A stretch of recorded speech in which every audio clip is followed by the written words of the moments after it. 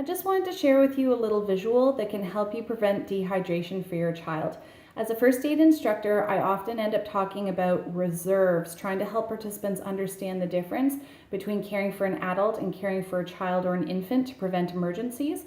Here with these two glasses, we see water, and what a great example of a family out for a walk. Mom or dad feels thirsty, and so they pull out water, suggesting it's time for us to have a drink.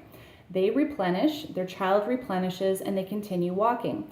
The problem is that they're both full of water and the child's reserves are smaller and will therefore run out faster. A lot of people just forget, oh, I feel thirsty, so I think it's time for us to stop and drink. But when you are caring for a child or an infant, it's really important to remember their reserves are very different, run out much more quickly, and therefore we need to pull out their little water bottles much more often or make their water available to them. A great way to gauge if your little one is getting dehydrated is to take a look at their lips. Lips are a great clue for you because if they are well hydrated, they will have juicy, full looking lips. Even better, how to tell that they're really well hydrated, their lips will be moist, so they will look shiny. If you ever look at your child's lips and they're not shiny, that's a clue that they're not at their top peak level of hydration.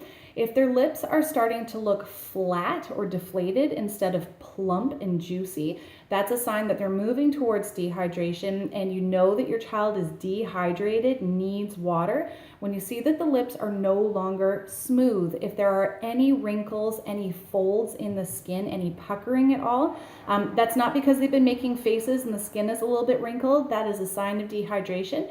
Get water in that kid. And as far as rehydration goes, we're not talking about juice or pop. I'm not talking about any other liquids, because if there is sugar, if there are colors or chemicals of any kind in there, it's not hydrating them the way that you want it to.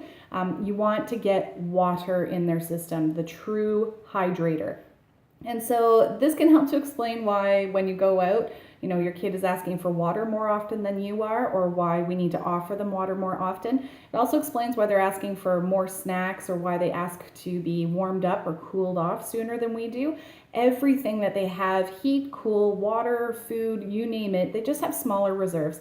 So if we keep that in mind, there's all sorts of emergencies that we can prevent for them, including dehydration, hypothermia, hyperthermia, which leads to heat stroke, and just any sugar-related emergencies, all sorts of different things. So I hope that visual is helpful for you and your family. And if you have any tricks that you use for helping to make sure that your child stays hydrated and help to prevent emergencies for the little ones in your family, feel free, share them in the comments. I would love to know what they are. I might steal your ideas and use them in my first aid classes. So hope this helps. Hope you have a great day. All the best. Bye.